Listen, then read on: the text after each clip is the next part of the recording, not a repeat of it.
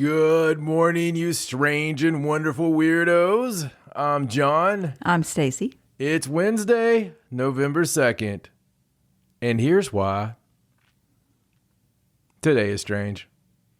All right, so let's start off with a planet killer asteroid. A planet killer asteroid. That's where we put the music in. That is a dumb one. So, astronomers, that's what Those I was getting ready to say. astronomers. Astronomers have spotted some near-Earth asteroids that were lurking undetected within the glare of the sun. Oh, no. Yes. So one... That's always what we're worried about, too. Yes, because you can't see them because the sun's too bright. Yeah. I mean, They that's just all. I hide. mean, that's like every horror movie about these things. It's always in the glare of the sun. Mm-hmm. Now, one of the asteroids is the largest potentially hazardous object posing a risk to Earth to be discovered in the last 8 years. Wow. Yes. Now, I thought we elected that one. NASA considers any asteroid that is bigger than 492 feet in diameter that passes within 4.6 million miles of Earth.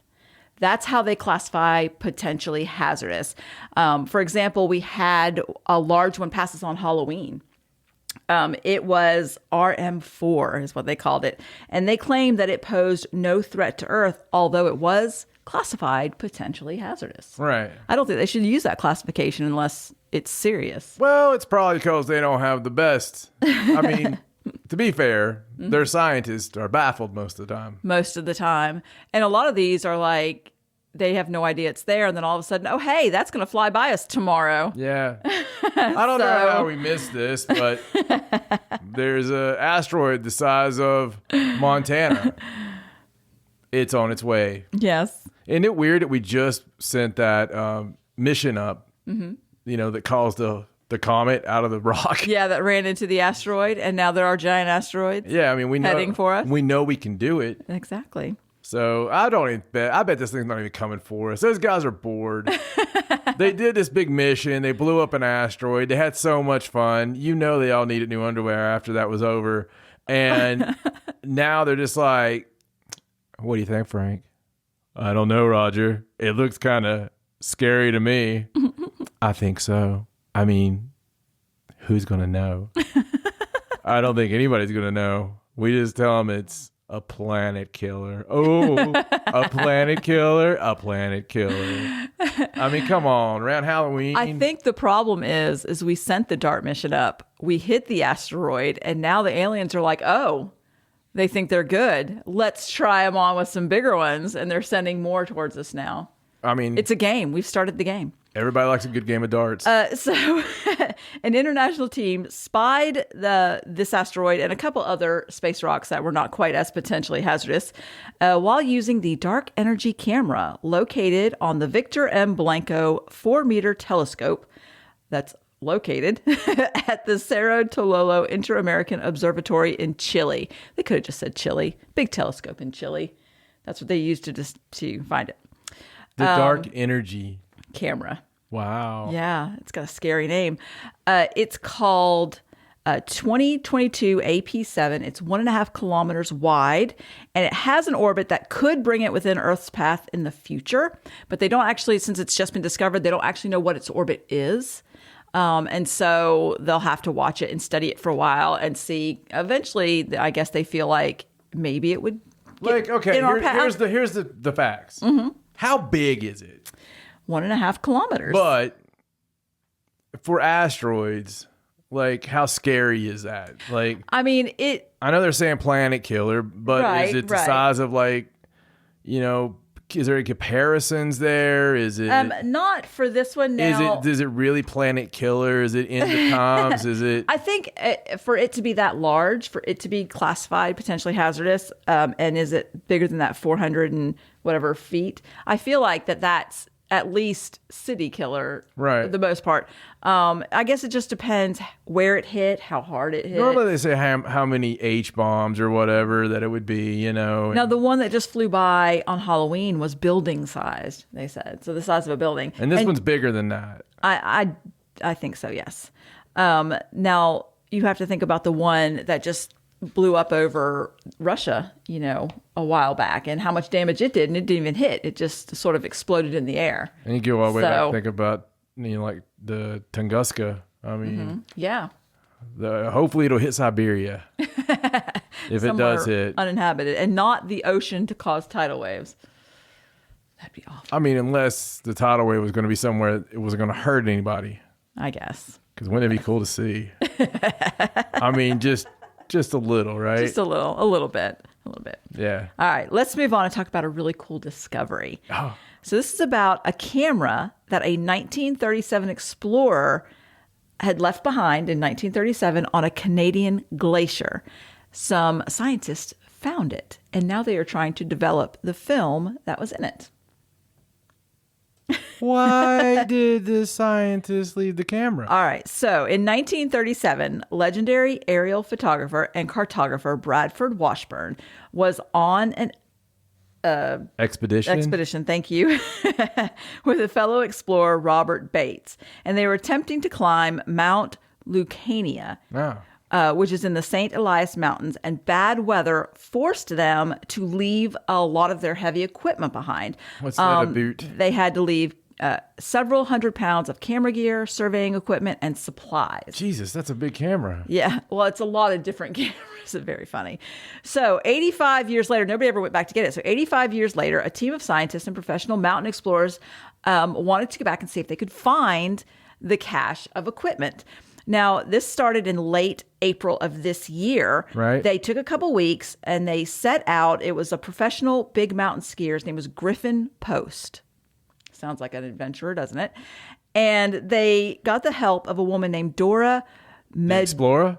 In this case, yes, Dora Medrzica. She's a University of Ottawa glaciologist. I bet she is. And they needed her to come along to map the glacier because 85 years, it's not going to be in the same place as it was. Gotta have the map. Gotta have it. So, because it's the map. 3 weeks they wandered around on this glacier. It was like looking for a needle in a haystack, and they could not find the cache. So they decided to do a second trip, a shorter trip, again in August. And they're just looking for this camera. They're just looking for this cache of supplies and these cameras, yes. And they paid money. Like somebody came up with this as a way to spend our year. Yeah. To go find this bleeding camera from 1937. Yes. Was there supposed to be something big that happened on that camera? I mean, he took shots of the glacier. The glacier's still there. Yeah, but maybe they're not telling us what's on the camera. Yes, but it's different. It's been 85 years. Did he see the Bumble? I don't know. We haven't developed the film yet. That would be amazing. So on the penultimate day of the trip, they used the word penultimate. I liked it. The glaciologist, Dora, she came up with a new theory because they could not find where this cache was. And it turns out then she wanted to know, do you want to help me with my theory? Backpack.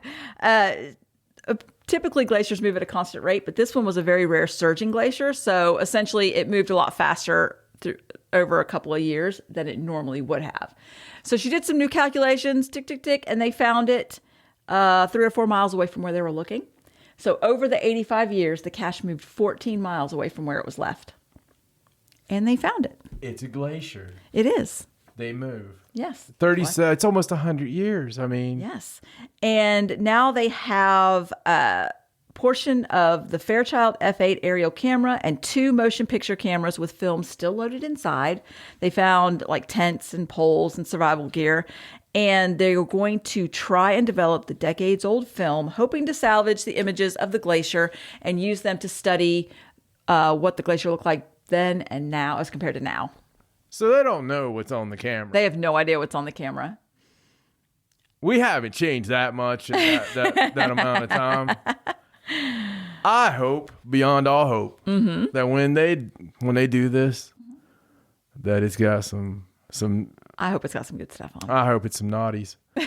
I hope it's like that. They're all bored up there on the expedition. It's like that 1897 National Geographic you put a little fact about at the bottom of yesterday's video.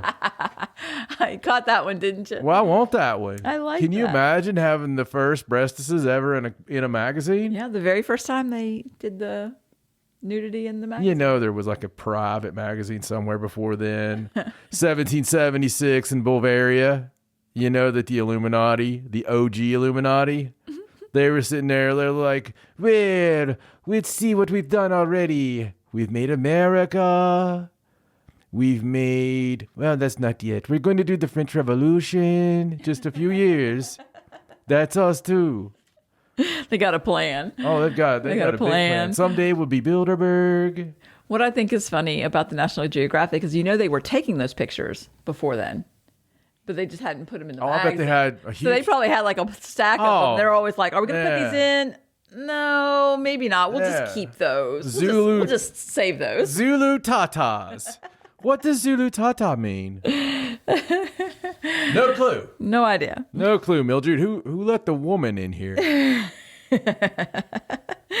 All right, let's move on. So let's go on to the story about some strange dolphin behavior. This is about a pod of dolphins that were found accompanying... Is that what it is? A pod? A pod of dolphins. So if you were to fish for them, would that be a podcast? That's stretching. I don't know. Maybe. That one is so stretchy. It's like stretching hard. I'm impressed with how quickly that came off the top of your head. Are you really impressed with that? I am actually really impressed. I'm not impressed with it at all. Okay. I've got a lot of faster stuff that's been a lot. A pod of dolphins were found accompanying the body of a drowned teen. I know, isn't that awful? So, recently, did they drown the teen? No. Now, on October 28th, not that.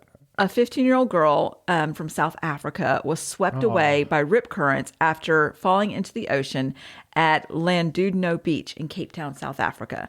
Now, they found her body the next day about a half mile offshore, but it was surrounded by a group of dolphins. Now, they have no idea what the dolphins were doing, like if they were attempting to save her or if they were just guarding the body. It was floating on the water. They're like, or if they were playing with it. These damn flippers. I'm trying to push down on her chest. Oh, there are a lot of anecdotes of dolphins supposedly saving swimmers. I believe there was a story one time where dolphins swam around some people when there was a shark nearby.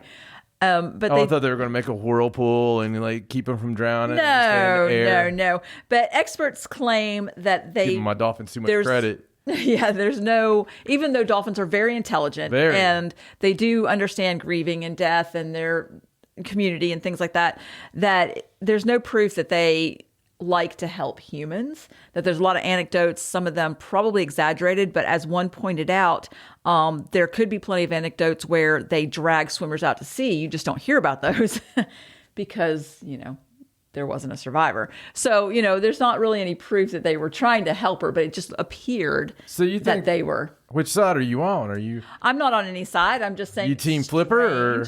I think dolphins are benevolent. I don't think they would drag you out to sea. I don't know. They're sentient. They're actually, they're mammals. They are. Mm-hmm. And they're like swimming little humans with weird faces. Yes. I've seen little things where they like fall in love with the trainer and they grieve. They're like elephants, like elephants grieve the lost in their own communities. I think dolphins are the same way. I think elephants are smarter. You think so? I don't know.